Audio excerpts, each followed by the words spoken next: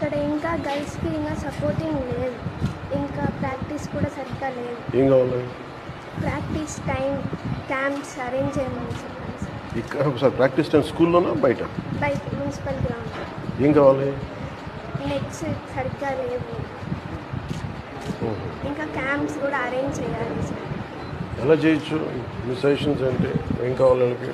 అంటే టైం ఎక్కువ ఆడాలి అంటే టైం ఎక్కువ పట్టాలి సార్.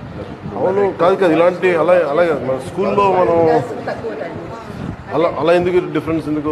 గర్ల్స్ తక్కువ టైం ఎందుకు? అంటే ఎక్కువ మంది వస్తారు సార్, వాళ్ళకి షిఫ్ట్ సిస్టమ్స్